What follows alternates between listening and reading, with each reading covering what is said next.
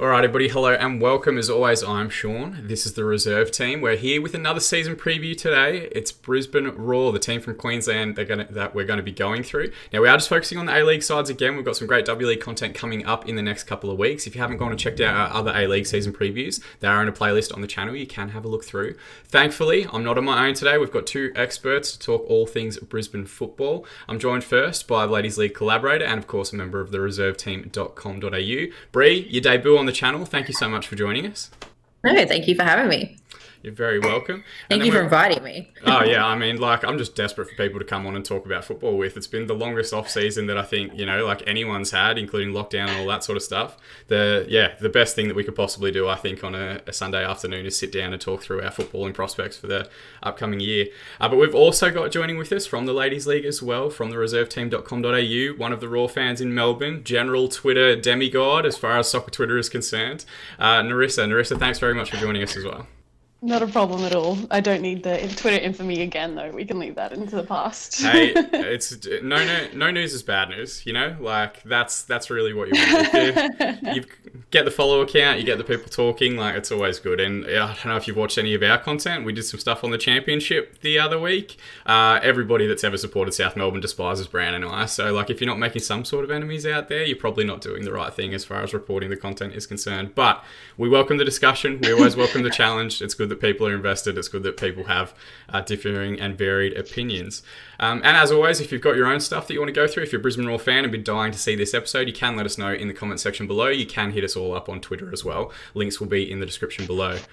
So Brisbane Roar, we're going to go through a little bit of their history first. I'll walk you guys first through the kind of 5-6 year period from the foundation through to the best part of their era. And then we might go through and talk about some of your earliest and fondest memories. So Brisbane Roar were one of the 8 foundation clubs at the inception of the A-League. The Brisbane Roar, then Queensland Roar, have a shared history with NPL Queensland side Brisbane Lions FC that dates back to Hollandia FC in 1957. While there are several different threads to that club history of, kind of splintering off into different teams at different levels, that does technically make them the oldest team in the A-League itself, all the way back to that 1957 inception. Varying fortunes over the initial A-League seasons paved the way for a name change to Brisbane Roar and the dawn of the Ange Postecoglou era in 2009. Arguably, this period is one of the most consistently successful for any of the A-League sides under the A-League banner. That new brand of possession-based attacking football allowed Brisbane to win a premiership and championship double in front of 50,000 supporters in 2011 amidst an Australian sporting record 36-match unbeaten run lasting well into the 2011-2012 season. That season ultimately ended as league runners-up, but another championship win in the 2012 grand final in front of a then club record 50,344 supporters. Postecoglou, at the end of that season, did leave the club by mutual consent in April 2012, making the move to Melbourne Victory, with the highest win percentage of any coach from that 2009 to 2012 period. That record still stands across pretty much all Australian sport. Mike Mulvey took over in the 2012-2013 season as the club dropped to 5th in the league and bowed out at the semi-finals of the finals competition. They did return to form the following season with an exciting side led by Matt Mackay returning from Europe, Luke Bratton and a few other promising players that we know from the most recent history of the A-League itself. And they did win another premiership championship double in 2013-2014 in front of a club record 51,153 supporters. Now, obviously that period probably, endeared to a lot of the Brisbane Roar fans. I can only imagine, as a Melbourne Heart, Melbourne City fan, what it's like to be that dominant in the league for that many years. And I've definitely tried to highlight the amount of supporters that were going and watching those grand final games. But I think what's important is to get the perspective of the people that were there in Brisbane during that time. So, Narissa, we'll go to you. What are some of your fondest memories of Brisbane Roar, either in their early years or in that really successful period up until 2012? I want us to go back to being Queensland Roar. And now that Gold Coast got kicked out, we should get to reclaim the name. So yeah, I was there in Queensland Roar days. I still have a scarf. I regret not buying more merch with Queensland Roar written all over it. But my dad was the one that dragged me along to games. He wanted to check them out. So we went to Suncorp Stadium and watched there. And then obviously the standout memory has to be that grand final against Central Coast, mostly because as well, that was a game where I wanted to leave. We were 2-0 down. I was like, we have a packed train ride home. I want to get out of here. And my dad was just adamant that, nope, you wait till the final whistle. And I I'm so glad that we didn't leave. I actually have mates of mine that were in a corporate box that left early, and then once they got outside was when we started to score to bring it to a draw, forcing it to penalties, and they would try to get back in and couldn't. So yeah, I definitely kind of was there from the beginning, and it's been a very long and tumultuous ride since then, I think. Yeah, we have spoken about that grand final a couple of different times throughout pieces of content, and like that Eric Partaloo header is now, firmly steeped into the folklore of the A-League itself. But if you leave a game early, that's what you get. You don't get to beat traffic. You take away the opportunity of seeing an amazing equaliser in extra time period. Bree, same question to you. What are some of your earliest memories of Brisbane Roar or Queensland Roar, if you do also sit on that side of the fence of wanting to take the name back? And how have you remembered them over the years? I don't mind that we're Brisbane Roar. Just kind of, I like that everyone's just focusing on how we're Brisbane Roar and not so much Queensland Roar, because we're a bloody huge state. So just leave that at that. My earliest memories wouldn't go back as far as the Queensland Roar days, because I was one of the only people, even though I come from an English family, I was one of the only people who was interested in the A-League, so I could never get anyone to go to games with me. And then the people that I hung out with in my early years, who I no longer wanted to go to football games either. And I'm really jealous that Narissa got to go to the grand final against Central Coast Mariners, because it sold out. Well, I couldn't get a ticket to go to that game, so I wasn't able to get there. So my fondest memory is actually the next grand final against Perth. And I think that kind of really encapsulates what it's like to be a football fan, to be in a grand final. You're at home, the stadium's packed, and then your team concedes an own goal and you're behind in a grand final and you hate life. And then all of a sudden you come back, it's 1-1. I was sitting on the end where the penalty actually was, kind of on that line right up in the nosebleed section. And when he went down and that penalty was given, it was just kind of elation all around. It was magical. So that's kind of my fondest memory of Brisbane Roar, just kind of the highs and the lows. And I feel like we've experienced that a lot throughout the following years.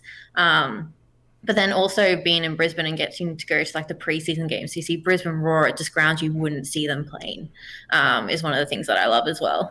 Yeah, I don't think anyone's ever going to turn down like a championship victory, but it'd be nice if they could just comfortably win 3-0 for you guys, just to deal with your heart rates and all the other sort of disease that may come a part of that. Each of their grand final triumphs have had some sort of drama relating to it, which of course from neutral's perspective is always fantastic. For you guys, maybe not as much. If you haven't gone back and watched that grand final, that is Besart Berisha at his pantomime villain best all throughout the game. You're either going to love him or you're going to come out absolutely hating him. I understand that I am fully outnumbered in today's episode as far as people that support and love his contributions to the league, which is absolutely fine. In most recent seasons, it has kind of dropped off a little bit, but it is interesting to go through the 2015-2016 season, a third place finish under John Aloisi and a semi-final defeat to eventual defeated grand finalists, Western Sydney Wanderers. In 2016-2017, a third place finish and semi-final defeat to Melbourne Victory. In 2017-2018, a sixth place finish and elimination final defeat to Melbourne City. In 2018-2019, a ninth place finish and no finals appearance. And then this most recent season, the 2019-2020 season, which felt like it went for about 2.5 years by the time we actually got it finished, a fourth place finish and an elimination final defeat to Western United in the first round of the off-season. It's interesting to look back on that, because I think Brisbane's one of those sides we kind of look at it, and we probably go through it a lot in this episode as well, that they do kind of feel like they're in a little bit of a decline. But you go through those most recent histories and they've only missed finals one time in the last 5 years. Over the next few weeks, as we talk about some of the other clubs in the division, there's a lot longer stretches without finals football and without success. For both of you, what are some of your season highlights from the 1920 season and potentially things that you might see develop a little bit further in the 2020-2021 year? I'll go to you first this time, Bree. What did you enjoy most from the most recent season? It was a really interesting season. I think going into the season and having Fowler appointed as a coach, I didn't hate him straight away, but I wasn't happy about his appointment. So it wasn't a season that I was particularly looking forward to, especially when we had just had an entire reshuffle of our team. So you kind of touched on it before, how people look at Brisbane Roar and think they're on a decline, but we've had some consistent finishes in terms of where we've been in the table and making finals football. Doesn't feel like it as a fan, but we have. And then going into this season, or last season, it really wasn't something I was looking forward to. And I think at the beginning of the season, we knew that it was going to be rough because Fowler was coming in with hardly any coaching experience. Like, sure, he's played, but that doesn't mean you're going to be a great coach with players that he doesn't necessarily know. And that was definitely something that we saw at the first half of the season. But I think my season highlight for last season, was it a turning point? I'm not quite sure, but as a fan there watching it, it was great, was when we played Melbourne City up at Dolphins. In that, and everyone says how Dolphins is a great stadium, but in that first half you could hear a pin drop. It was packed, but we were down 2-0 and Jamie McLaren had scored against us. And it was awful. And then all of a sudden we came out in the second half and we were a different team. We were rejuvenated and we ended up winning 4-3. And that was really something that was great to see, that our team, even though we were kind of getting really low and the feeling was really low, there was no energy on the pitch, and all of a sudden they turned it around and they were the Brisbane that we would remember and the Brisbane that fans would love. We would be energetic, we could get the job done. It didn't matter that Jamie McLaren scored again, we would still get the job done. And I think that was kind of really exciting to see in a season that had so many downs. And that's something that I'm kind of looking forward to this season, that we're going to have Warren Moon in charge as our coach, not just for the second half where he's coming in for a system that he didn't want to jiggle around with too much, because we ended up getting to the finals. But I think that's something that I'm very excited about, is that passion coming back to the players, which potentially we might have lost over those seasons. When people say it's in a decline, it could be because we felt that the passion wasn't there, or the fans maybe turned against them. But yeah, hopefully that will continue to this season. Yeah, I mean, you make two excellent points. I think the first one is that, like, perhaps, and don't take this the wrong way, you guys have been spoiled with, like, some really excellent football. That what we didn't really mention in our recap of the early history is that Postecoglou style. That was arguably as good a version and brand of football as we've seen at any point throughout the history of the A-League.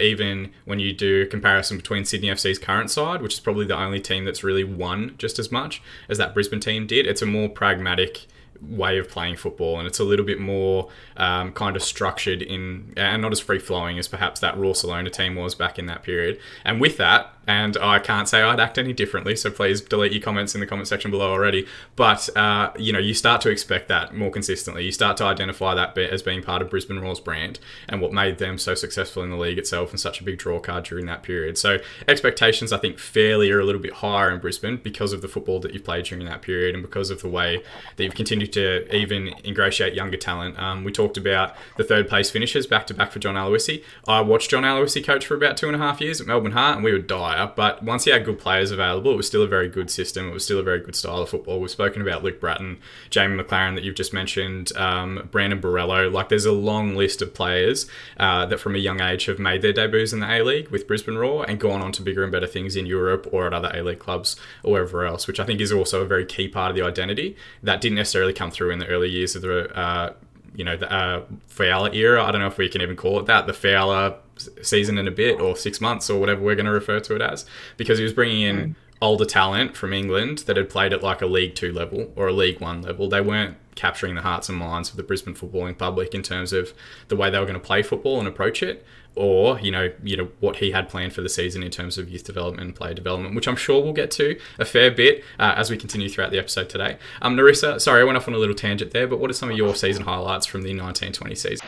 No, I like that because I think it encapsulates, when you really talk about where our finishes were with Aloisi and stuff, it's like, do we really, and I know that this was also a critique, I think, last season, like, does Brisbane even have a right to complain? They still finished fourth on the ladder.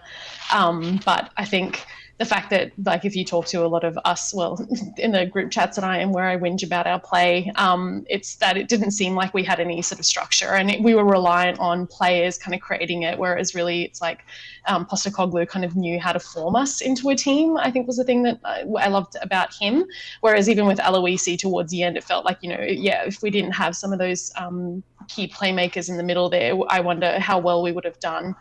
And that's kind of, also what I struggled with last season. I'm sure there'll be someone that'll comment on that I was wrong about this, but our long ball play was beyond frustrating. Just watching the kicks from back forward, and the fact that we kept repeating it over and over again, which I guess is a low light. But for a highlight, we went earlier this year, obviously before lockdown. I'm down in Melbourne, so we've been dealing with the worst lockdown that Australia has had. So I was very lucky at the start to go down to Ballarat and watch us beat Western United. That was as well a goal from Muradovic, and his mum was in the stadium. Shout out to her for coming over to us and then cheering with us, for being our goal winner as well. So that was really great to see us there. And also, you know, I agree that it's a love-hate relationship with Barisha, because I would give anything to have him back in our team, but at the same time beating him felt very nice as well. So those are things that I kind of enjoyed over this season. I also appreciated as well that we kind of continue to develop our youth, or bring forward our players that were in our academy, to see them play a little bit more as well, which, you know, sometimes help balance out the fact that we became the Brexit boys last season. There's no doubt about that one. Yeah, I mean, there's definitely parallels, actually, like kind of when you look back on it, to that initial Postecoglou era, where he had kind of older players in the team, the likes of Craig Moore, Danny Chatto, a few other people that were the wrong side of 30, and then swept them out to try and bring in some younger talent from in and around the league, and internationally as well. He made very intelligent signings. To what Warren Moon's doing now, I think it's crazy, and it makes me feel old as hell to think that Warren Moon played in the A-League and is now managing in the A-League like 15 years later, which is just insane. But we'll talk about that. My mental health and breakdown will be a future podcast topic, I've no doubt. But join you on that one. Exactly. The interesting part now, and we'll talk about the squad a little bit further for Brisbane Roar, is that he's kind of doing a very similar thing. You mentioned them as the Brexit boys, but they were effectively guys that had played their European careers out in, you know, the lower levels of England and Scotland, coming really here for kind of not that final payday, because I think some of them actually were quite good players, but definitely not looking at it as a step up in terms of the footballing quality of where they're playing. And they've definitely been a transition, positive or negative, time will tell, and we'll look back on this, I'm sure, in 6 to 12 months' time to see how some of our predictions and some of our thoughts have played out. But definitely does feel like there's kind of a refresh happening as far as the Brisbane squad is concerned, which does work into, you know, kind of the next little part we're going to talk about, some of the future things coming up for this season. The first big one that I want to get both of your thoughts on is the stadium itself. Now, up until this point, Lang Park, or as it's more commonly known, Suncorp Stadium, in Brisbane, has been the home of both the Queensland Roar and Brisbane Roar since the very inception of the league. In 2018-2019, FFA Cup games were held at Dolphin Oval in Redcliffe. Last season, 3 home matches were moved to that location, and this season, the decision was made that all home games have been moved to Dolphin Oval, the club's first season away from Suncorp as their main home. Does see a drop in attendance or a capacity at the moment from 50,000 to 10,000, though there are further developments coming at Dolphin Oval over the next few seasons. Bree, you actually mentioned Dolphin Oval as, you know, one of your favourite experiences last season, so I'll go to you first. What are some of your thoughts on the stadium move and what it potentially means, both positively and negatively, for the Brisbane Roar? I think moving away from Suncorp Stadium is always going to be hard. It has its ups and downs. It's definitely the rugby stadium in Queensland.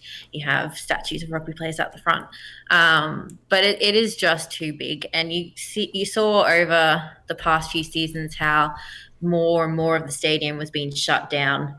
So like the food stands would be shut off, the toilets would be shut off in certain areas. You could only be in part of the stadium because it was just too much of a cost to have them running and open. So I think Raw moving to a smaller stadium is absolutely necessary. Dolphin Stadium itself is a good venue to play at. It's getting upgrades to its lights. It's had some work done to its stadium, and it feels like a nice boutique stadium. So I have no problem with Raw going to a smaller stadium. But again, it's not in Brisbane. It's in Greater Brisbane. It's part of Moreton Bay Regional Council. It's okay for people, like I live south of the river. It still takes me about 30 minutes to get there by car, and I go through tolls. So that's not really an issue. Maybe 40, maybe I'm speeding sometimes. It's a great venue, but it does pose some difficulties for fans who are coming from Ipswich, who are coming from Logan, who have to come into Brisbane and then go out through public transport. It's not like they can go straight there. They have to come into the centre of the city, which is why Suncorp Stadium was so convenient for them, because all kind of tracks would lead there. And it does pose a lot of difficulties for people who are just not going to get that experience now, the fact that they're all up in Redcliffe. Yeah, it's really interesting. I'm definitely on the side of they should be playing in Brisbane because they are Brisbane Roar.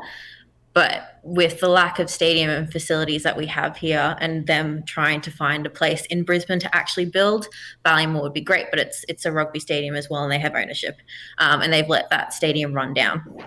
I think it's going to get some funding in a few years. So there's not a lot of options that they had, and they can't keep going to Suncorp. So I'm okay with it. I feel for the people who aren't. Yeah, and there was a social media pushback as well from a few different people. It's always weird on social media because you feel like the vocal minority has just as much of a platform as the people that are content and understand the decision.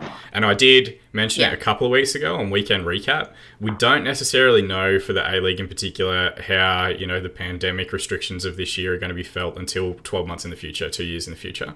So if the decision's being driven by a financial one, I think even the players on the south side or in Logan or Ipswich and the places that you mentioned, if the decision is, can Brisbane continue to operate as a club, operating out of a smaller, more boutique stadium and secure their next 5 years of future? Or do they risk financially staying at Suncorp and operating at a loss for the next 2 or 3 years? I think most people would agree that we want Brisbane in the league and being successfully and financially viable as possible. So if that's the decision-making process that they've gone with, I don't think there's too many fans that would disagree with it, or at least not understand it to some extent. I completely understand their frustration about, the additional travel time. It sucks having to take an hour and whatever else to get to a game, and then another hour and whatever else to get back. And I know that the public transport situation isn't as good into Redcliffe as it perhaps is heading into a city environment. But we have seen clubs in the league, Melbourne Victory being the big example, where they have a decent stadium already, but if they think they're getting a huge crowd or they think they have a big fixture or a finals fixture, that Suncorp's then there as a relationship. So it's probably good to be able to have both options there. I'm not sure what that relationship's going to look like in the future, if they will be definitively in Redcliffe. But, boutique stadiums for the league is a big topic that comes up every few years. I would hope that this one's being made to try and secure the long-term future of the club and not necessarily just being made to try and increase profit somewhere else. But that's a cynical part of me that comes in.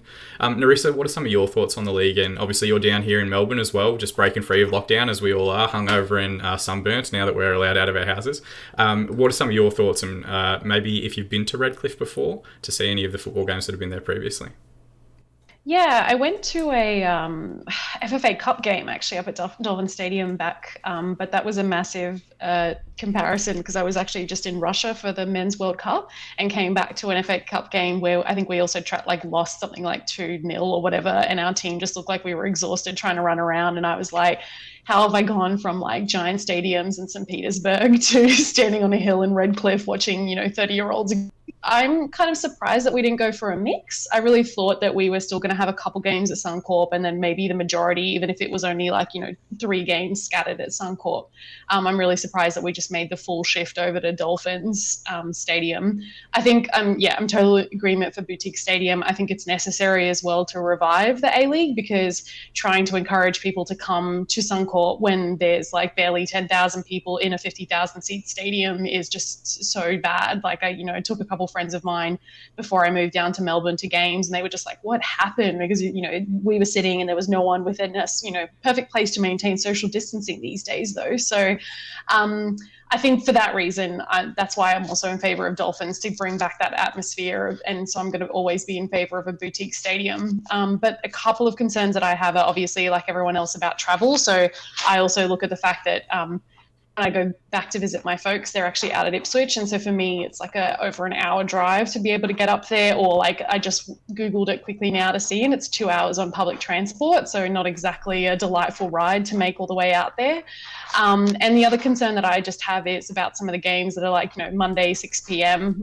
The traffic coming out of Brisbane is going to be ludicrous to everyone to be able to make it there on time, and things like a 2 p.m. on a Sunday, which I like the idea of, especially, obviously the A-League, I think in general, has this shift to being all family friendly, but 2 p.m. in Brisbane in the Sunday sun, welcome to roasting in the shade there was not, because it's obviously not a stadium. There are patches of grass that you can just stand at, so there's not really that much shade for you to cover under. So it has its pros and cons, and I agree. I think for the atmosphere and for hopefully maintaining the team and the league for a lot longer, so that we don't fall into just debt to have these giant echo chambers of stadiums, I'm all for it, but we also do have to acknowledge it would be really nice to have a boutique stadium that was just somewhere closer to the city.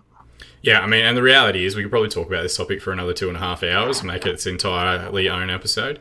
But, there's additional challenges that are going to come that we haven't encountered before in the A-League moving to that winter season as well. And I don't necessarily think Suncorp, you've mentioned, is the home of rugby. Rugby's going to be prioritised ahead of A-League football will be at any point throughout the season, particularly when there's now a greater overlap than ever before between those two league seasons. So perhaps, and this is a tough one, because we'll look back probably in 12 months' time and say, the stadium quality was was great.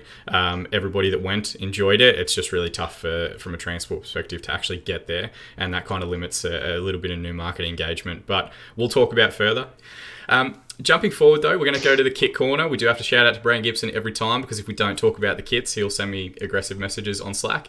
But we're into the 7th year now of a deal with Umbro. They've had some varying degrees of success with their kit offerings throughout the course of the year. What are some of your thoughts on Umbro as a supplier, and particularly a supplier to women's football as well, and their offerings for this season? Yeah, sure. Sorry. Yeah, I'm a fan of the kit. I think not a fan of the white. I'm going to say I'm not a fan of the away kit, mostly because I've never also been a fan of white kits, because I feel like they just get dirty, and clearly the ethnic inside of me is just like, how are you possibly going to clean that? Which, for all I know, they don't. They just dump it and move on to another one. So not a huge fan of the white kit, unfortunately, but I do appreciate that the orange home kit that we have is a good like homage to Brisbane, and also a callback to our earlier seasons, if we can ever replicate. I know that they were trying to go back to the sort of the black collars and the sleeves, so which is kind of going back 2010, 2011 and 12 for us. So those I'm totally cool for. I look forward to seeing what our third kit is, and if we have another maroon kit or a combination, I'd like to see that. I spent some time today just going back through our kit history, and I'm not gonna lie, but I miss some of our clashing orange and red kits, just for sort of like a historical look back. So if they bring something like that, I think that's pretty cool. But yeah, for me at least anyways, I know that I feel like I'm against the grain on that one, but the away kit is not my favorite. And I actually quite liked the grey kit we had as our away kit from last season. So yeah, but you can see Bree's already like, what is wrong with you? Go for it, Bree. Yeah, I 100% disagree with you. I think we can start with the home kit is great. I think just going back to Umbro, so we've had them for quite a while. So we've also had Umbro through the whole debacle with our numbers falling off and everything like that as well. So I feel like they've had the ups and downs with Brisbane Roar, as our fans have. The kits are really safe. They're not overly exciting. They kind of just do the job. You have orange, you know that they're Brisbane Roar.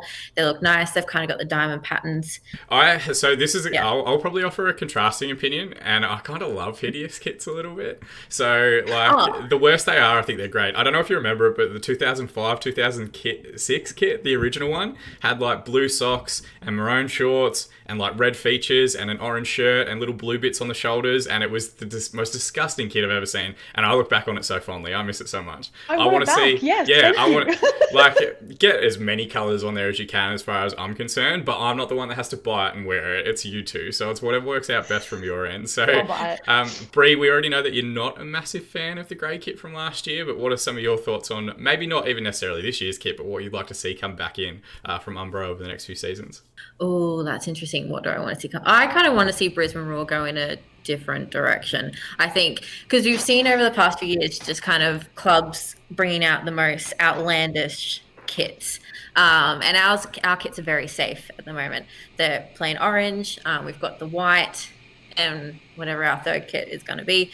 I'd like to see them be a little bit more experimental. I like how they have the subtle little designs from last year and this year on the home kit. I think they look really nice and they look sharp. But I do love, like as you said before, I do love a good hideous kit. I try to collect good hideous kits. I also support Chelsea, and I like the kit that everyone hates because it looks like Crystal Palace, but I've actually grown to love it, and I will buy it because, one day, who knows, I'll look back on it fondly and be like, who cares about Crystal Palace? I'm glad they moved away from the grey because I just did not like the grey. Hideous kit's fine, but it was just all grey. It wasn't really anything. It felt very dull. And when you're a supporter and you're wearing a grey shirt and you're going through a terrible time with your team, it doesn't really help your outlook on life. So the white's quite nice. They mentioned it was a throwback to 2010, 2011, and the kind of kits back then, which I love that idea of them looking back to the history. And I think looking back to the history in a new way would be nice. I liked how they had the Partaloo sound noise on the back of their jerseys, and that was a nice little touch. So if they add those kind of touches to it, long answer short, I don't know what they should do, but I want them to be more out there with their designs. We're an orange team, no one else is orange, and you can play with it. Maybe like a Matt Mackay style onesie where everyone has to have their shirt tucked in and up to their belly button. That would be 100. absolutely perfect. But yeah, if there are any Umbro marketing executives watching, we don't want grey, we don't want white, and we want them to be as ugly as possible. Those are mainly the three things that I think we've come out with. But yeah, like it's good to see those long-term relationships happening. It's never a good sign when a club is changing kit suppliers every 2 or 3 years because they're struggling to get that revenue coming associated with it. But I think the longer the Umbro and Queensland or Brisbane Roar relationship continues, the better it probably is that it's working well for both clubs and continuing to work throughout, what is a weird period. We've seen other clubs in the division not releasing kits this season, or they're using last year's kit again, mainly probably for financial issues and impacts. So yeah, interesting to see that Brisbane are continuing to do their thing and starting to develop their signing more. We are going to now move into the players stuff, which does tend to take up the larger sections of the podcast content itself. We're going to take this in a couple of different little sections, okay? Because I want to get your thoughts and your inputs on each of them. The first one we're going to go with is players out. So I'll read through the list and then we can maybe pick out our favourite, or not our favourites, but ones that we think are the biggest losses or ones that we don't really care about them leaving. We've already spoken about the Brexit boys a little bit. I'm sure that'll come back up again. The first one, Aaron Amadi Holloway heads over to the Indian Super League with Sporting Bengal, now managed by Robbie Fowler, funnily enough. Aidan O'Neill returned to Burnley at the end of his loan deal. His contract then finished and he's now signed with Melbourne City back in the A-League. Max Crocombe makes the jump south to Victoria with Melbourne Victory. Braden Inman heads to ATK Mohan Bagan in the ISL. Jake McGing has joined newly added side at MacArthur FC. Aaron Reardon, young defender, has been released and is now with the Gold Coast Knights. Matthew Riddington makes the jump back across to Wellington with the Phoenix. Daniel Bowles, at 28, has retired and is now a cafe entrepreneur in and around the Brisbane areas. I don't know if you've been to the cafes, Bree, but if we can get some sort of report from their menu, that'd be great. Mirza Muradovic, and I'm sorry, this one I know it's going to pain you, Narissa, but he makes the jump across to Wellington Phoenix. And then Scott Neville has actually signed a new contract, but been loaned out to Sporting Bengal to work under Robbie Fowler again next season. He does have a 2-year deal, but his loan is currently 1 year. So if that doesn't work out, there is a good chance Scott Neville returns to Brisbane Roar. Narissa, I'll go to you first. What are some of your thoughts on the players out and the departures from the playing group this year? So I know that all the Raw fans in Melbourne and probably more broadly on Twitter, unfortunately, I feel like I'm coming across as a Muradovic stalker, which I want to make it clear I'm not. Devastated to see him leave.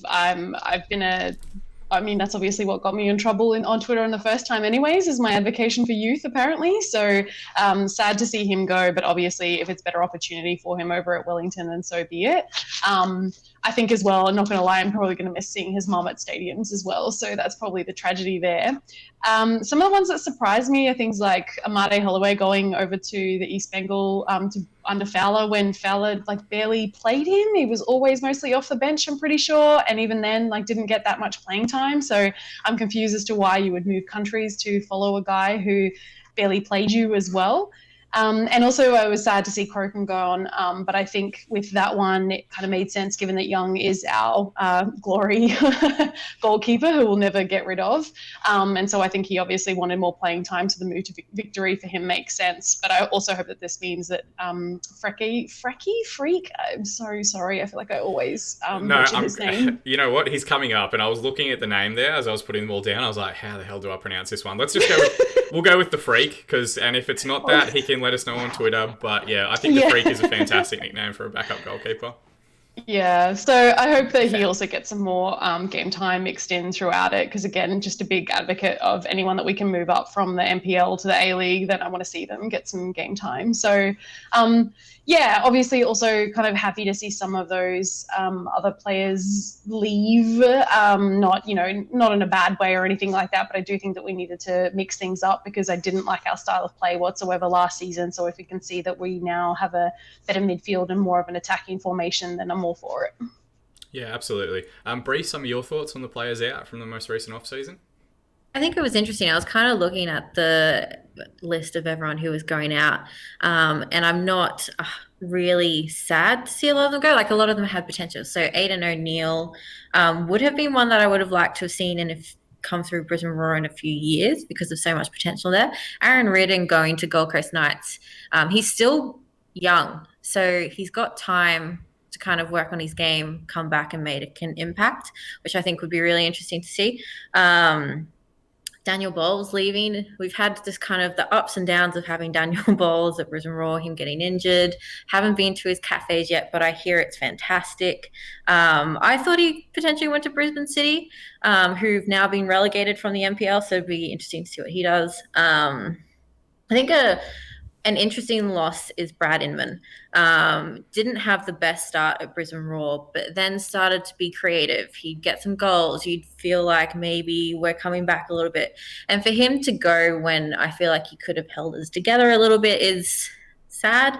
I think there was more that we could have got out of him.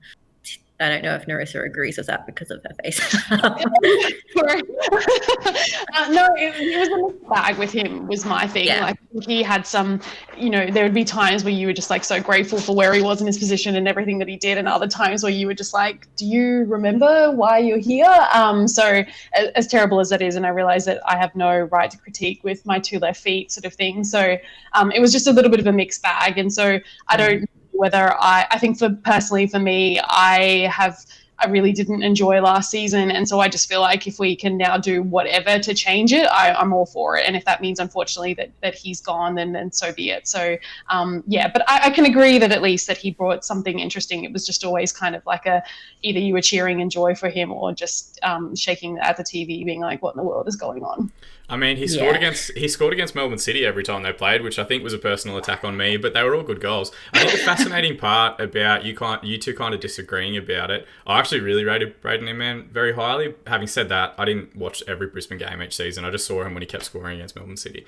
Some of that, I would say, that's the balance that you strike. How much of that is on the instructions that he's being given and the way he's being managed in that tactical style, and how much of that is him not necessarily acclimatizing back to Australian football. We've heard people say when they've had, youth careers and long careers in England, it's a different, even soil underneath, so your body doesn't necessarily recover as well, under the hard kind of rock surfaces that we have, and a lot of our training pitches, playing pitches, particularly in the Brisbane area.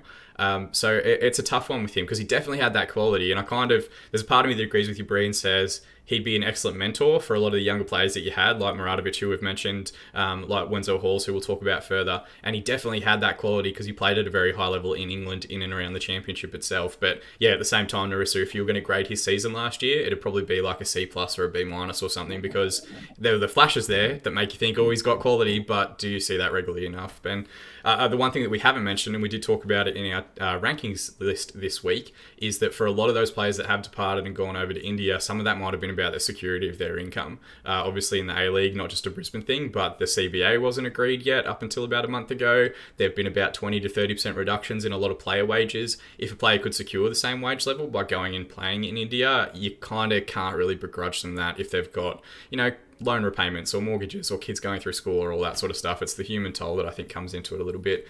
But yeah, again, I'd agree with everything you guys have gone through. I don't necessarily think there's anyone in there that you look at and say that absolutely breaks our team and it breaks our structure, because it is a good transitional period. You're moving away from a very agricultural style of football to, Warren Moon coming in, and he's obviously going to want to try and do his own things. And I'm sure being able to recruit to what he's looking at and what he's looking to do this year will be super important to get him back on track and get Brisbane back to where we want them to be, which segues nicely into our big question. So we're going to take a break before we go through the players that are in the squad and some of your preferred lineups for the season. And the big question that I've posed to both of you is, how does Brisbane get their roar back? We've spoken about their history and that period where they won quite a bit. Obviously, there is always that casual fan that's only going to support a side when they're winning, and that happens at clubs all throughout the division. It's not unique to Brisbane. But we have seen a drop-off in their attendance figures. We have seen a drop-off in perhaps the contentment within the supporters group. We'll talk about the Den a little bit further and the Roar Corps in a little bit. But I'll go to you first, Bree. How do you think Brisbane needs to take steps getting back to being what it was at, those winning period where they were getting 50,000 people at Suncorp Stadium? What do you think are the big key steps that need to be taken to get some of that fan base back on board? I think consistency is going to be a key thing, because you look back at Postecoglou and it was exciting, but he was consistent and you knew what you were going to get. And that's something that we've definitely been lacking. And I think the fact that we've got Warren Moon coming in, who's a foundation player, and you always want to see Australian coaches coming through the system and doing really well. And the fact that he's been a foundation player for Brisbane Roar, He's played with us, and then he's gone on to coach into in the NPL, and he's a respected coach in the NPL, and that's kind of some consistency that we haven't had before. We bring in some coaches, and we expect them to do well, but this feels different, and I feel like we might actually. I see Warren Moon. If he has a terrible season, I'll be like, I feel like that's okay because I want him to do well, and I think that what the club is missing is people kind of, I don't want to say, people aren't buying into it and people don't want the club to do well, because that's what all fans want. But I think that's kind of what we've been lacking, because a coach will come in, say we'll have Aloisi or we'll have Mike Mulvey, and some people just absolutely hated him. I think everyone wants to see Warren Moon do well, and we haven't had that. So I think that's one thing to kind of get us back on track. One of the interesting things would be kind of what the club then does to engage with the community. So Warren Moon was at a forum a week or a few weeks ago to actually talk to the community. I think kind of getting back engaged with fans would be a big thing as well. There's been so much that's happened with like the Den and just different groups that are happening, which is kind of torn the fan base apart. And then you go into some Facebook pages and it's a nightmare. It's hilarious to read, but fans just attack each other. And I think people just kind of need to come back together. And I think we could do that under Moon. Yeah, and it's fascinating to say that Brisbane actually has one of the most stable coaching groups in the league itself. Warren Moon's been at the club for a long time. Darren Davies has been at the club for a long time. And even before that, you kind of go back. Rado Rizicic was a long time assistant and coach at the club throughout that key period, and then stayed on before taking, further coaching roles at other clubs. But they have actually kept really good groups together throughout quite a few of those tenures. Not necessarily the managers themselves, but I think a lot of the strength and conditioning coaches, a lot of the youth league coaches, they are people that have been in and around the club for quite a while. So it's really kind of almost from, and I'm sure you can by all means correct me if you think differently, but it's almost like Brisbane football has been handed back to the Brisbane footballing community in a sense, where they've got what you've mentioned in NPL coaching, and they've got people that have long playing and coaching careers within the Brisbane Roar structure, which should be interesting to see how it plays out. Doesn't always guarantee that they're going to be quality, but it's always interesting to see when clubs try and make those internal appointments. Narissa, what are some of your thoughts on how Brisbane can get the Roar back and get more people in the stands again?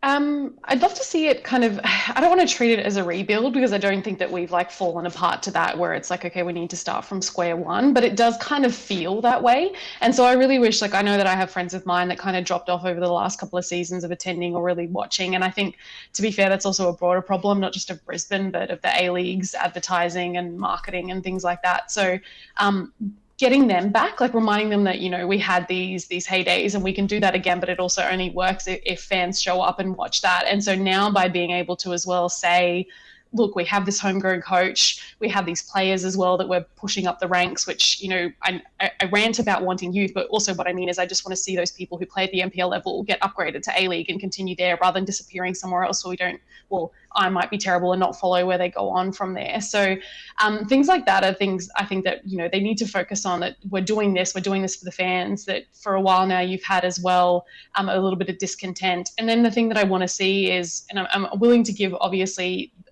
time for that rebuild to happen, but agreeing with Bree where she talks about the consistency, like I don't want to necessarily continue to see experimental lineups every week. We really need to know who are our consistent starting 11, so that then you can also identify with them a lot more. And so we'll talk about my tragic starting 11 picks that I have, but I had a mix in there of, the ones that like Hingett and, Young at the back, obviously, but mixing that up with the youth so that we're showing that we're creating the next generation.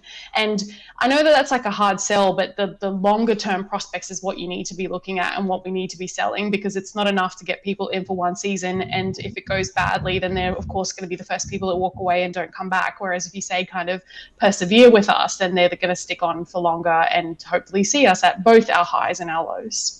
Yeah, and I think the best thing as well, like if you wanted to try and be positive, and we always try and convey the positive message of the reserve team, is if they do get, like 8 to 10,000 every week in Redcliffe, and, like that kind of atmosphere starts coming back, albeit at a small scale to those glory years, maybe then when you take your friends to a game or you're back visiting your parents or whatever else and you bring someone down to a match, they start to see and appreciate what really differentiates the football experience from the other sporting codes in and around Australia as well. That's what you think we'd want to see and hope for or you can, because the A-League's only 12 teams, you don't have to be terrible during a rebuild. You can kind of just, get yourself into finals football and then start working towards a contended title push, which we've seen over the last few seasons. Like, I don't think Adelaide's ever been a bad team.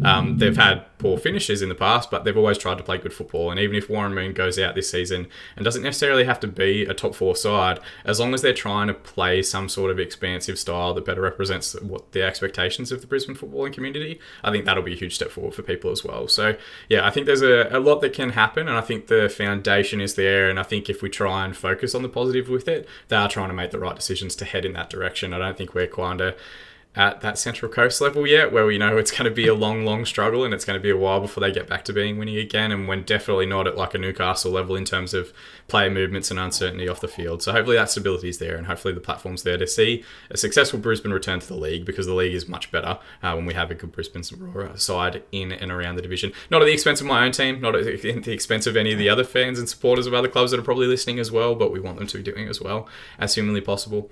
We're going to jump back in now, and we're going to talk about our contracted players and our transfers in. So I'm going to read through, this is a pretty long list, so just bear with me for a moment and then I'll get some of your thoughts. Contracted players from the previous season. Jamie Young, of course, in goal. The English goalkeeper has been one of the better keepers in the division for the last 5, 6, 7 seasons. Macklin Freak is how we're going to go with the pronunciation. The Freak will be the backup goalkeeper for the year. Tom Aldred, defender and captain again for the season. Macaulay Gillespie, Jack Hingett, Isaac Powell, Corey Brown, Jordan Courtney Perkins, Danny Kim, Kai Truen, George Mells, Ramit Akbari, Jay O'Shea on a marquee player contract, Jai Ingham, Dylan Wenzel-Halls, and Scott McDonald. The transfers in, only 4 so far this season, but there is a month to go, and we are starting to see more international players being brought back into the league in and around.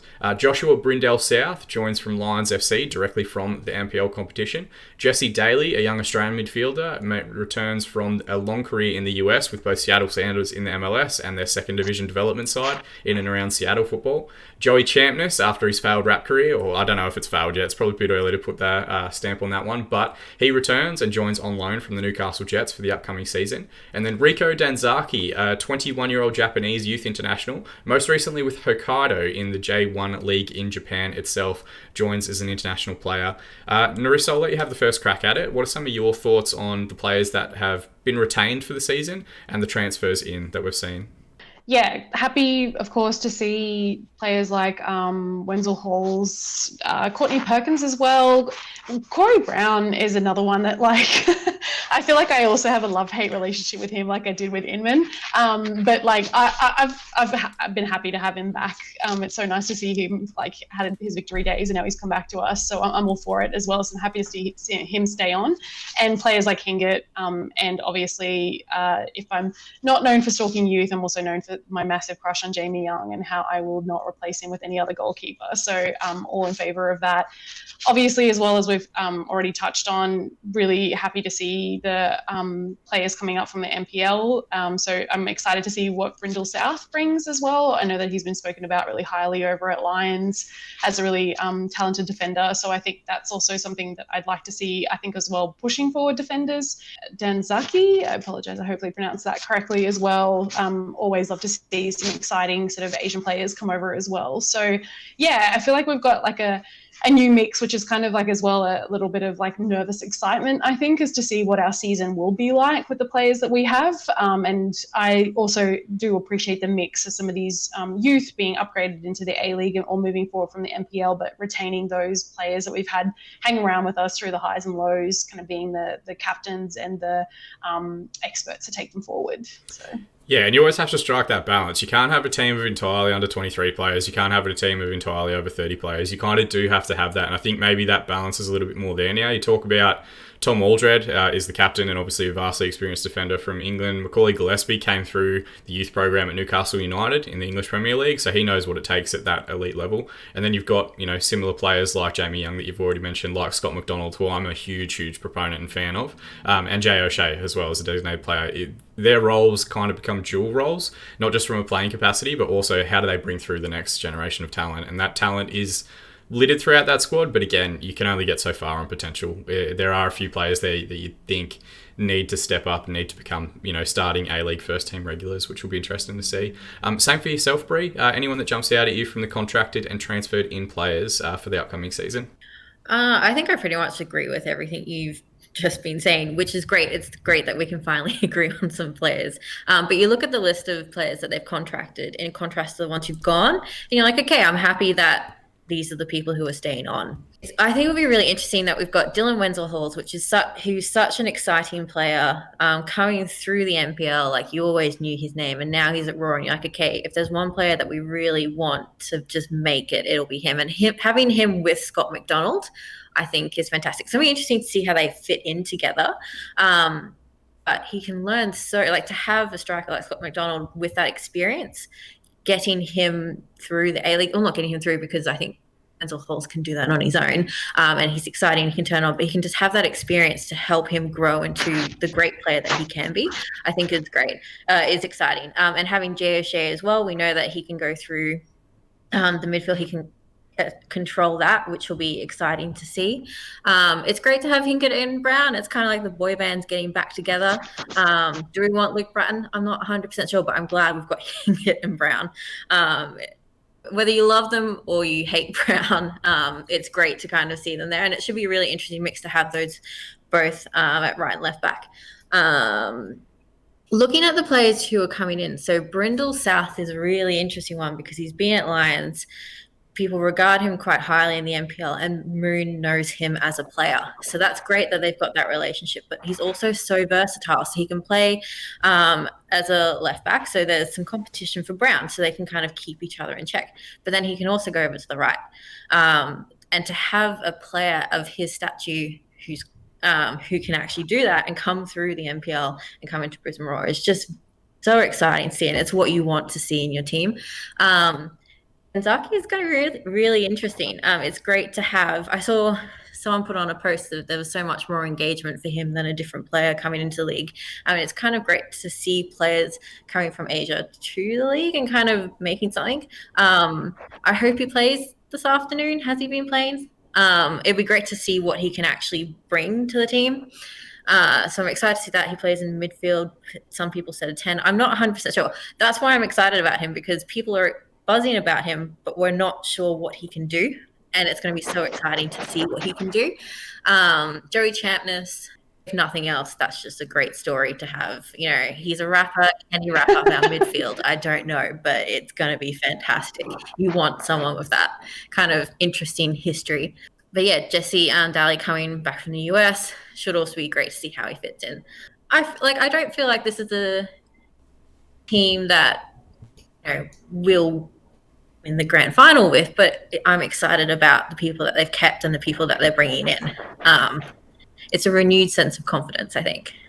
Yeah, it's interesting to say that some of the players that have left are getting towards 30 years of age or hitting that 30 mark, which is kind of the start of the end, so to speak, as far as professional sports is concerned. But Brindle South comes in at 28. He did have a previous A-League opportunity with Wellington early on in his career, but went back to the NPL level, and it's always great to see the NPL being utilised as a development area. So if someone has gone back and become an elite level NPL defender, you would think more clubs are now, in the current environment, as far as the world is concerned and the difficulties in international recruitment, starting to look more locally at who is playing at the best level in and around Australia already, which is great to see. He is the oldest of the group. Jesse Daly, I think, is 23. Joey Champness is 22.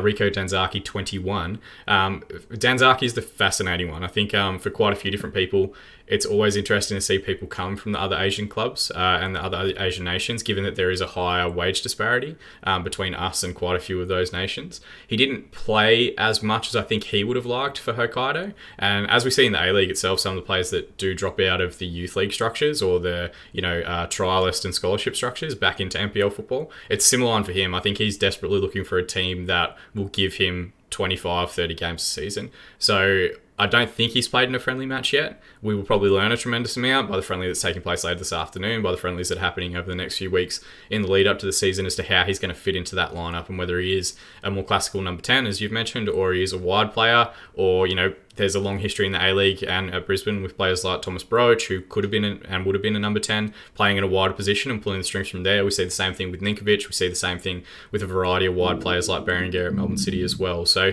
it'll be super interesting to see how he goes. And always, like, it's a massively underutilised thing, our Asian recruitment within the A-League itself. We don't give enough players opportunities from that part of the world when we really should be, considering where we sit in our confederation and all that sort of stuff. So it will be interesting to see how it all shakes out. But so far, so good. I think they've got maybe a couple of different gaps that we might talk about now. I did ask you both to, kind of put your money where your mouth is, so to speak, and give us your expected or preferred lineups for the upcoming season. Narissa, I see you shaking your head. I think your lineup's great. Like, I've got no issues with it at all.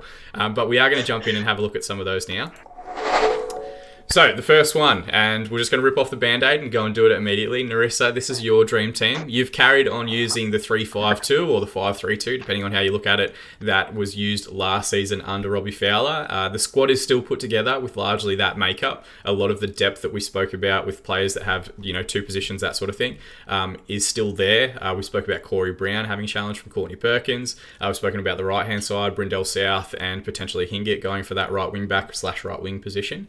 Do you want to talk us through your lineup, your shape, and where you think the key and critical points are? And then maybe also, where do you think maybe the depth isn't quite there yet and that you'd like to see a couple of additions to really take it that next level up the table?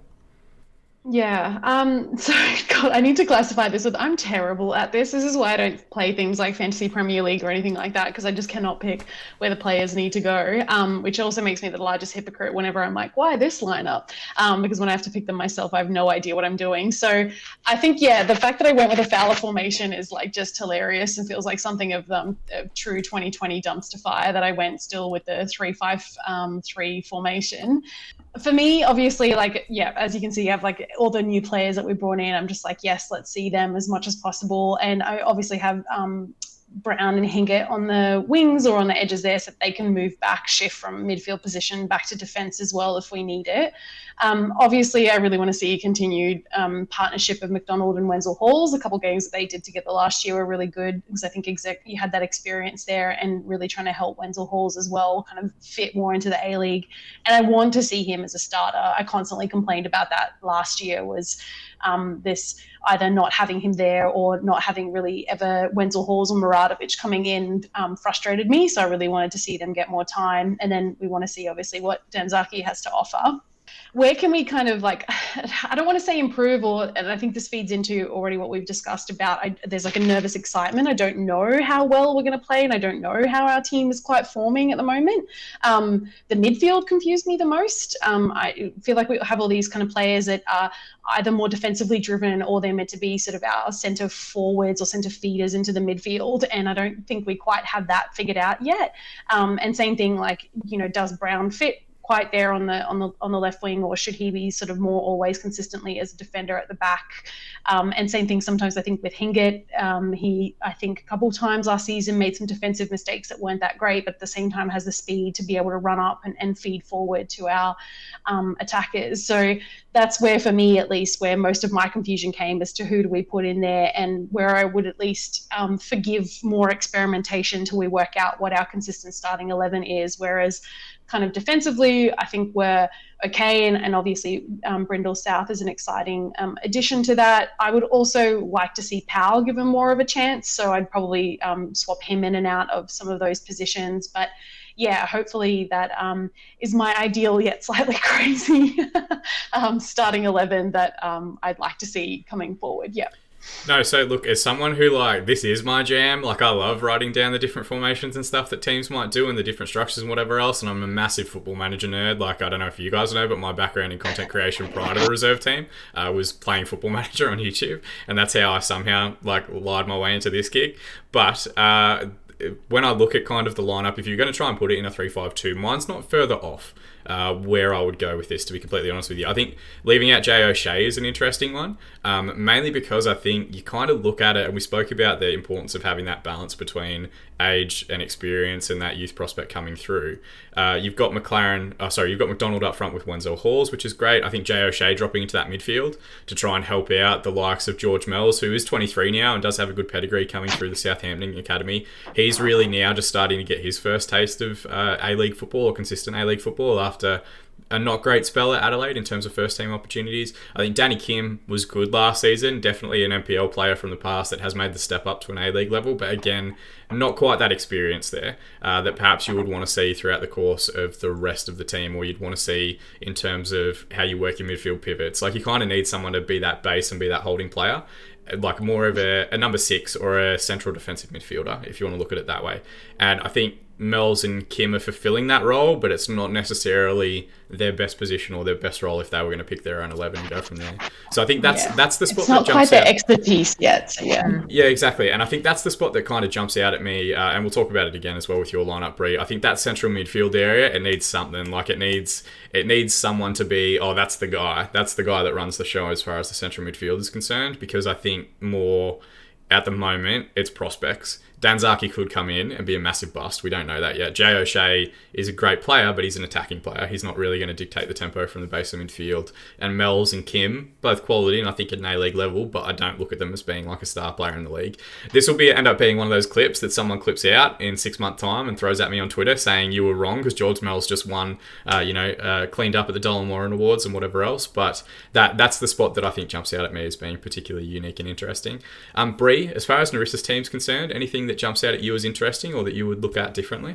No, I think if I was going to go for that format, especially for consistency from last season, I think we were chatting about this before, I would just have to agree. It's quite hard. That central midfield, we were talking about it earlier, is just such a minefield and we don't know how that's going to work. So I don't really have any issues with that. I really like the interesting idea of having McDonald and Wenzel Halls up top, which we'll get to my lineup is different, but I just love that idea of them being together. Is it going to work? I'm not sure, but yeah, no, great lineup. Yeah, I have an unashamed crush on Scott McDonald. I think he's fantastic. I think the way he plays the game is intelligent, and he's one of those people that I think he'll play to like 41 years of age, either at an A-League level or an NPL level, because he understands the game.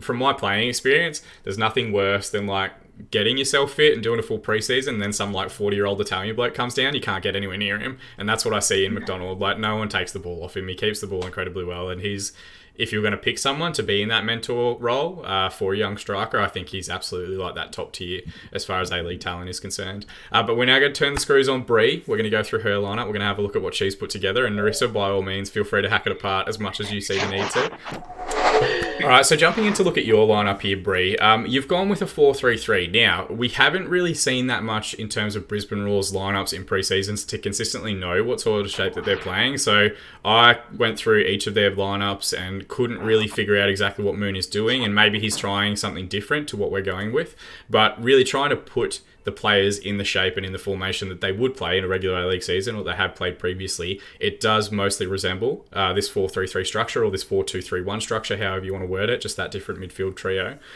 What are some of the things that jump out as you as being the tactical switch that we may see this season, and what are some of your early decisions or thoughts on how Moon is setting his team up for the season? Yeah, so I think I went with this formation because I was trying to look back at what Moon has done in the NPL and what formations he's kind of been comfortable with.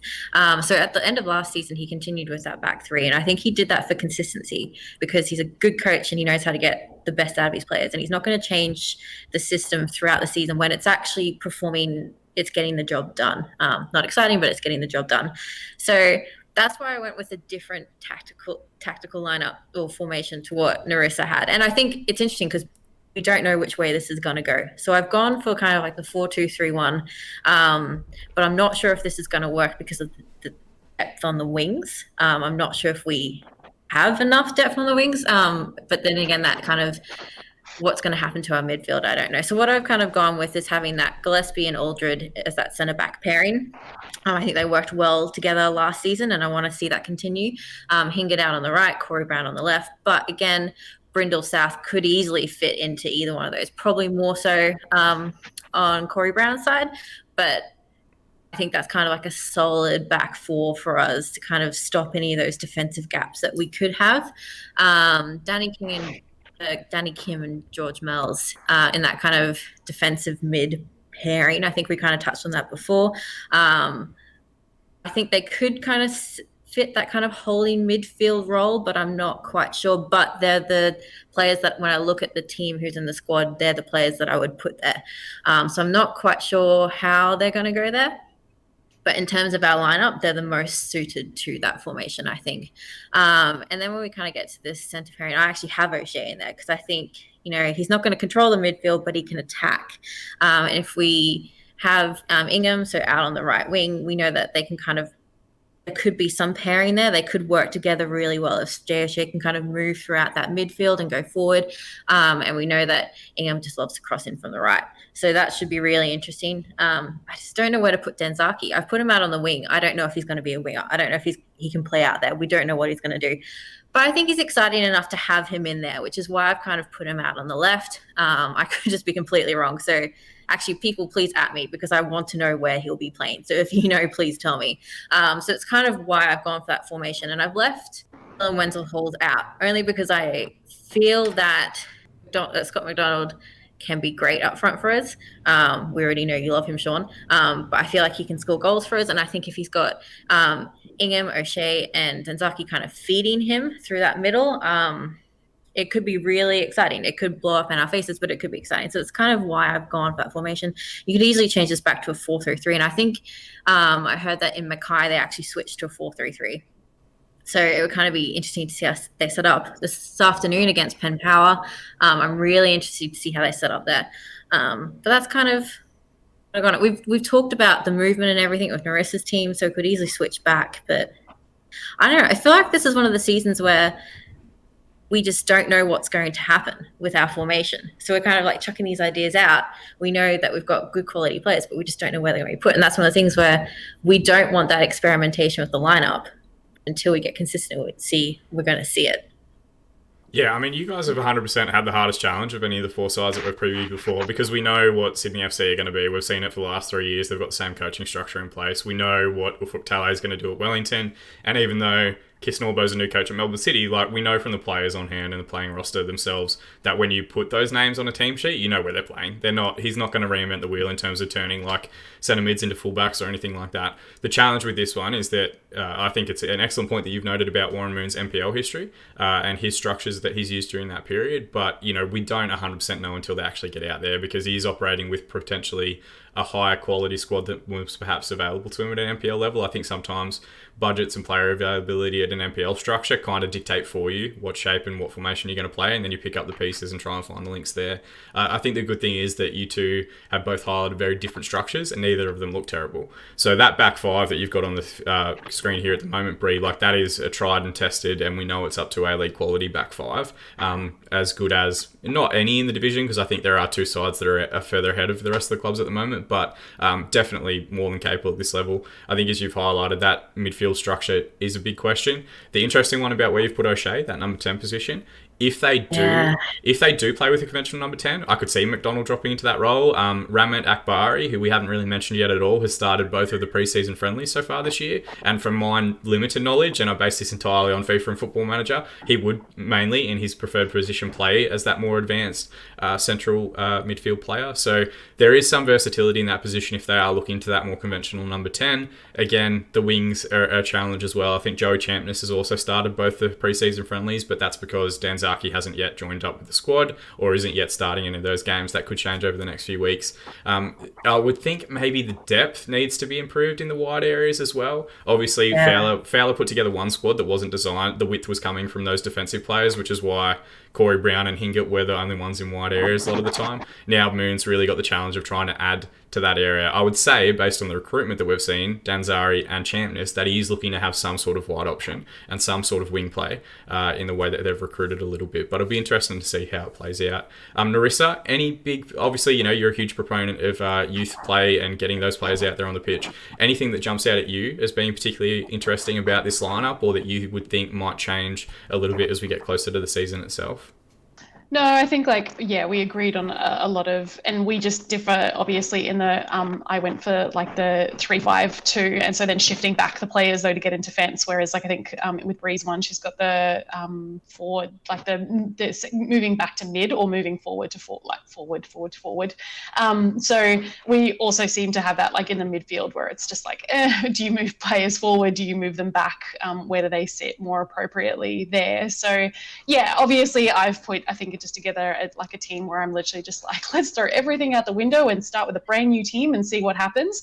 Whereas definitely Bree's going, I think sometimes with some of the old faithfuls, and that's not at all a bad thing. Like I think Jay O'Shea as well is can definitely do it. I don't think he's quite our key playmaker that we need, and obviously that position. But you're right, he is a good attacker. So, and yeah, we're both obviously dealing with the whole Danzaki. Just maybe we're both like, he'll be the miracle worker we need, but who knows what's going to happen once the season actually starts. Yeah, I mean, it could be that we just completely get. Sorry, go for it, Brie. I was going to say, it could be that we just completely chucked Danzaki out. We put Akbari and Champness on the wings and then just hack the hell out of everyone. Yeah, or round one you'll play a 4-4-2, and none of us saw it coming, and you'll blindside us all. But yeah, I mean that's a tough thing. Like I obviously give you guys a challenge of trying to put together a lineup. We know that week to week it's going to change. There's probably a home style, there's probably an away style. They're probably going to change their midfield structures to match the midfields of other teams in the competition and find different pockets of space elsewhere. So I think for both, like there's going to be a variety of change week to week throughout the course of the league. Form, fitness, all that sort of stuff comes into it as well. But I think it is super interesting. You guys aren't that far apart, even though it is very different shapes. There's only two personnel changes, which is Ingham coming in on the wing, and of course Brindell South dropping out, and then O'Shea coming back in as well. So they're not massively different. I think you guys can kind of tell from the squad who are the established first team players that you expect to see out there each week. And it's good to have that stability. It's good to have that base. For Warren Moon, I think the best comfort that he will have is that he's got players that are tried and tested within the league. He's not having to go out and create, new stars overnight. And, with the weighty expectations that we've already spoken about from the Brisbane footballing public, he has got a stable base to build upon. And hopefully it's just now about introducing his own tactical style. And fingers crossed it works out throughout the course of the season and the course of the year. But thank you both for putting these together. We are going to jump back in and talk through a few more things as far as the league is concerned and as far as the upcoming season is concerned as well. So, next one I want to jump into, we have mentioned him quite a bit already, but it is the current manager and assistant, Warren Moon and Darren Davies. They do encompass a good representation, I think, of the Brisbane footballing community. You guys have already mentioned the NPL structures. They've been involved at Brisbane Roar for a few seasons, so they've probably learnt the good and the bad. They probably know what it takes to get a squad up to an A-League standard and an A-League level. The interesting one that we've mentioned a couple of times but haven't really gone in depth with is the active support. Of course, the Den represents the active support for the A-League. The Roar Corps represent the active support for the W League. And of course, there's some fantastic Roar fans in Melbourne and Roar fans in Adelaide and Roar fans in Tasmania and Roar fans in Sydney and any other states and territories that I've missed out. I apologise to. What do you guys think is the biggest thing for the active support over the coming season? I'll go to you first, Bree, as the person based in based in Brisbane. Apologies, delete your comments. I didn't mean Sydney, I meant Brisbane. But what do you think needs to go through? There is a strained relationship with the Den. As recently as January 2019, the club itself actually distanced itself from the Den and the people running that particular group. And I think from the remainder of the 2018-2019 season, there wasn't active support for the last 10-15 games of the season, at least in a formal capacity. What were some of the highlights from the active support last season? And what do you think will change as they make the jump over to Redcliffe as well? Yeah, I'm not sure what some of the highlights were from the active support. It's really interesting because we just haven't reached the highs of what the Den used to be. I don't really know how we're going to get that back. To be honest, I have absolutely no idea what is happening with the active support. It's not something that I've always sat to the side of the active support. I've never really been in it. There's always politics and everything that you're hearing from it. So I'm probably not the best person to be talking to about the active support. I just kind of want to see some consistency. It's really hard because everyone gets really political, like who's running the sport, what's happening with it. I feel like I need to start this answer again. I'm No, really no, not no, sure this is fine. with this So, because question. I think this is actually really indicative of the league itself as it's represented at the moment. So, Melburnians for Melbourne City doesn't exist anymore. We've had the Red and Black Bloc getting way too involved in the club itself in Western Sydney. So, we've seen both the positives and negatives of active support. And I've mentioned previously, and by all means, come at me on Twitter, I don't really care. But some active fan groups thinking themselves too important to the A-League experience or too important to the club. And the reality is the club and the team is the most important thing. And we're all fortunate enough to live, in Australia where we get to go and watch our teams each weekend without any issues, without any concerns. And we don't necessarily have, like that Green Street hooligans type theory. I think there's way too many people that have maybe worn out their DVDs as far as like hooliganism in football is concerned and trying to replicate that here. And I'm very much an advocate of like, if you don't know how to support your team without the use of like pyrotechnics and stuff like that, then you don't know how to support your team, right? Because the best things in football aren't necessarily relating to that at all. So we do enter a season where both Melbourne sides don't have an active supporter group for either team. The North Terrace obviously folding for Melbourne Victory, Melburnians no longer with Melbourne City. It's a really interesting period that, the Den have had their struggles and they've done some just straight up stupid shit over the last couple of seasons relating to some of the signs that they've put up, their fan engagement, the way that they've limited certain aspects and environments of the community. The best thing that football has is that it's accessible and it's widely participated in by people of all backgrounds and people of all areas and socioeconomic status and all that sort of stuff. If you've immediately got that integration, I don't know why so many active fans do so many stupid things to try and, segregate a particular version of society or a particular area. This is a whole other rant that I could go on for another 2.5 hours, and it's easy to do when you've got kind of that one-way platform. But what would you want to see? Like, if you were to go and paint your ideal picture of how Redcliffe Stadium looks and what the and active support, because I'm similar to you, I sit alongside the active support in the home end, not necessarily a part of it. What would you want to see as far as Redcliffe and the future season is concerned? I mean, I think the big thing is I would just love to see a whole heap of Raw fans in one section. An active support, I think, should be standing, should be one thing. So people can actually jump up and down. But I'd like the active support to be inclusive. So it's not just kind of, anyone can go in there if they want to go in there. And I think that's one of the things that we've kind of potentially been missing in the past is kind of like the Den really just sticks together, or the people who sit there all really stick together and they don't really like other people coming in. Well, that's looking from the outside in. I could be completely wrong in that. But I want to kind of see potentially the club supporting it. It was great a few years ago. We had the guy on the megaphone and he was leading everything and you'd have that chanting, and we've lost that. So it would be great to just see Raw fans coming together, jumping together in that end, whether we can with COVID restrictions or not.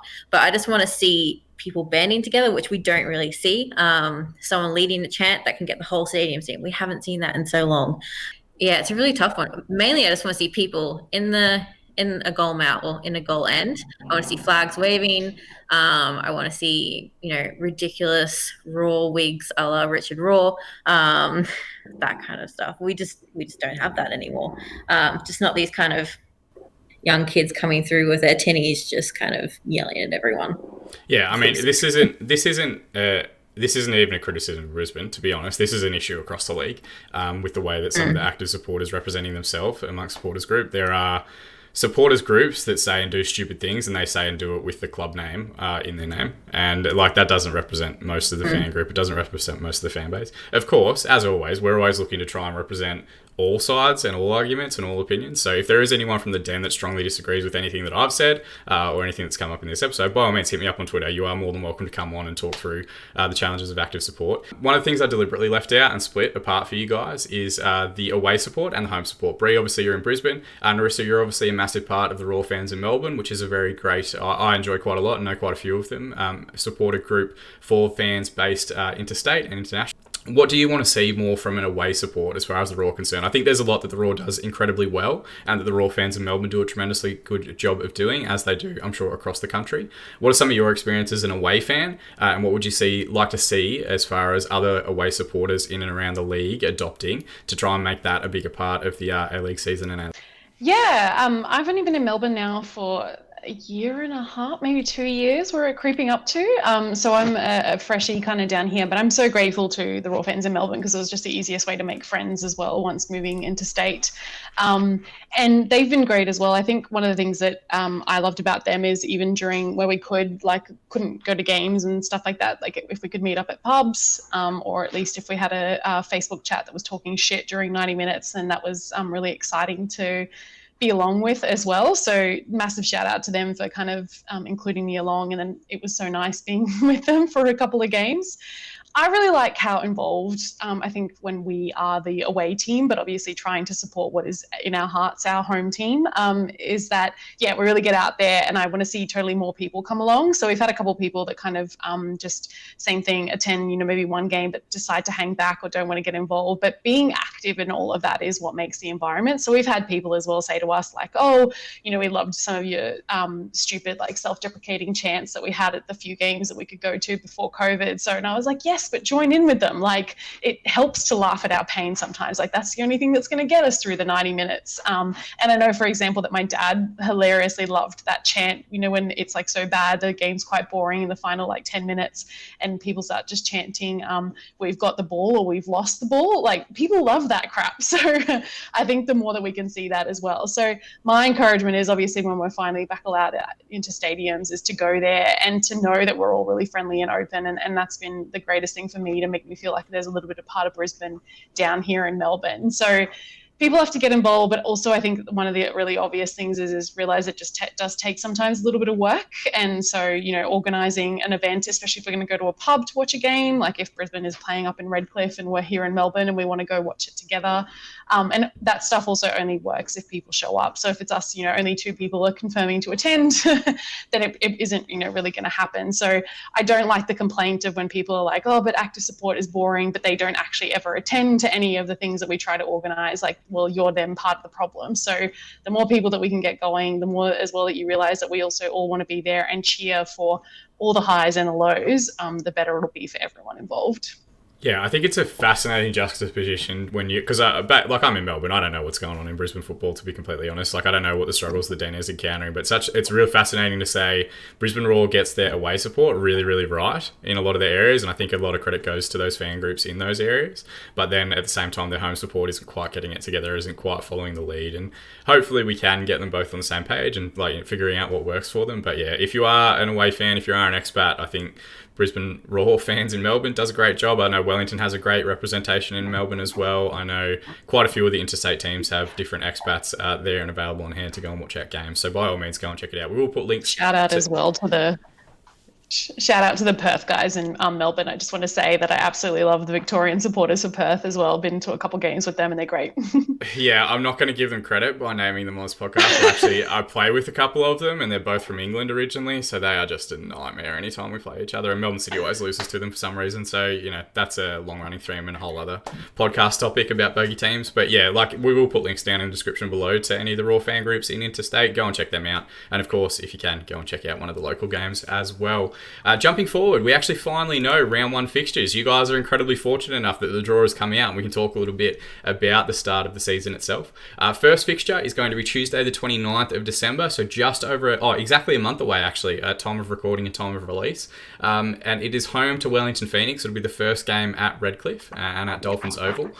For both of you, what are some of your season expectations? Well, first for that round 1 fixture, but then overall for the season itself. Narissa, I'll let you go first on this one. What do you expect against Wellington Phoenix to start the season? And then what do you also expect for the season overall as a whole? So super excited that I'll be in Brisbane for this game, actually. Thank you to the borders finally reopening and allowing me to go see my poor family. So yeah, I will actually be there at the game, which I'm super excited for. And I think it'll be a great matchup, I think, with Phoenix as well. They had a wonderful last season. They were exciting to watch. And so again, kind of feeding into our nervous excitement as to what our season will be. I think I'm excited to see how we also form up and play against them. Obviously with Muratovic going over there now, perfect. I actually go get to see his family and say hi to them, even though he's left our team. So for me, it kind of works out as a dream game as our opening one. And yeah, not going to lie, obviously super excited to be probably dying in the Queensland heat. Not quite sure how I'm going to adjust to that so quickly, but yeah.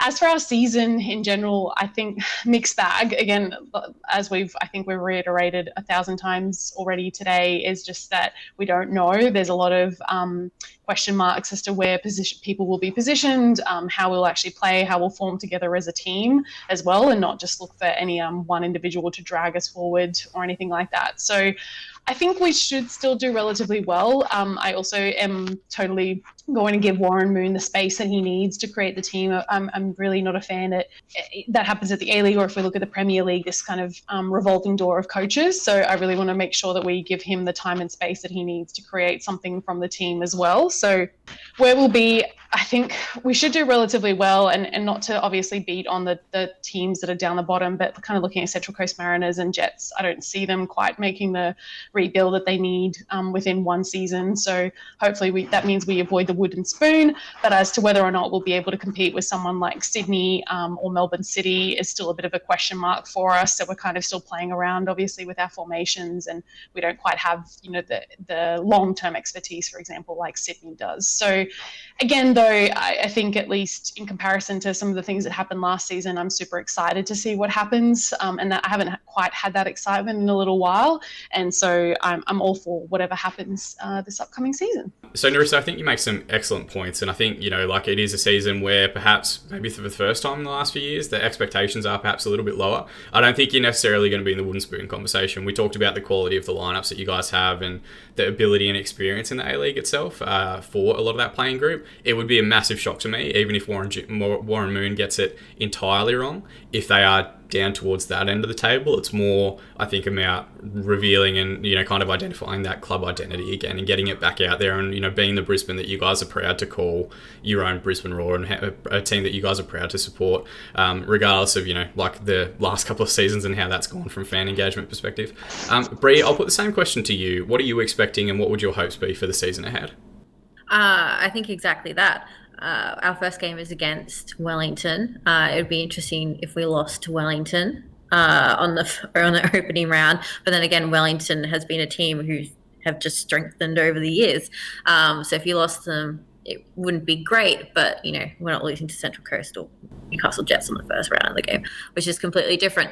And I think that's one of the weird things about this season is you've touched on it. We know we're not going to be amazing, but we know that we're going to start something amazing under Warren Moon, and we get to see him come in, have his kind of finally put his ideas out on the pitch. He can form the team however he wants, and we'll be behind him. And I think that's what's different about the season. If we make finals, I think we'll be elated. It would be incredible. The team could make finals. They're not expected to. I think that's the big thing is that if they make finals, that's a massive plus, and all the fans will be behind them. If they don't make the finals, that's fine because Warren Moon's coming in. The club is looking towards the future, and we will get to that stage again. And I think that's kind of what this season has is hope after 2020, which is just such an up and down crap year. To come out and be like, I'm actually okay with where my team is at the moment, and I know that they're going to do great things. I think that's kind of like the overarching theme of this season, which is great to see. Yeah, absolutely. And like positive steps forward, that's all anybody wants for their club, whether that's top end of the table or bottom end of the table. Like you just want to make sure and feel after a season that you are heading in the right direction and that you're not going backwards and the best is still yet to come, which is of course what we hope for all of our A-League sides throughout the course of the season. That does unfortunately bring us to the end. Now, in our history in the reserve team, we've never stuck to a run sheet and hit the times that we're supposed to, but I do feel like we probably could have talked for another 2.5 hours on all the fantastic things in and around the Roar in their upcoming season. I do want to thank you both. It's been fantastic chatting with you. Narissa, I'll go to you first. If people want to check out more of your content, maybe your social media, all that sort of stuff, where is the best place to find you? So I'm only on Twitter. I quit Facebook because I found it a massive time sink. But that Narissa, and that makes sense to people that followed me with my old handle and all the kind of semi-drama that I had last season. So let's hope that this one is more drama-free, but I'm sure I'll say something stupid on Twitter later. And if I can also just give obviously a shout out to the Roar fans in Melbourne who were on Twitter, Instagram, I think Facebook events we organise as well. So maybe I'll have to go back to Facebook eventually when the season starts. But yeah, they're a great bunch of people. We always welcome people to games as well. And I'm sure you'll see as well that I do something stupid on there. So that's me. That's fine. That's basically I do stupid stuff on this channel every week, and we try and get views from it, and that's 90% of the content that we provide. Bree, same for yourself. If people want to check out more of your content or find you across social media, where's the best place to do that? Definitely Twitter, and I'm going to start using that a little bit more. Stopped really tweeting about football for a while. Back on it yesterday at the NPL Grand Finals. But yeah, just Bree_Reedy on Twitter. Same for Instagram, but that's not as exciting. The stories are getting good though. Yeah, and I'm sure as this football season starts to get back involved, as the A-League and W-League seasons kick off, we will all have weird hot takes or awful opinions that we'll want to probably express on Twitter and Instagram. I don't know. I definitely fall into that category. I'm sure you guys will bring a higher quality to it as well. There will be full links in the description down below to both Bree and Narissa's Twitter handles, of course, as well their content on the Ladies League and the reserveteam.com.au, which you can check out, not just from us, but from all the collaborators across there representing all teams and fans across New Zealand and Australian football as well. More than anything though, guys, we just appreciate you watching. That's the part that means most to us. If you want to support the channel, go that little bit extra further to help us grow as we get towards the A-League season. You can drop a like on this video. Helps it get higher in search results when people look for Australian and New Zealand football content. You can also subscribe to the channel to be kept up to date on all of our future videos, including probably season previews for your team and a whole bunch of other content that's coming up as we build towards the holiday period. But more than anything, from me, from Bree, from Narissa, thank you so much for watching, and we'll see you all again next time.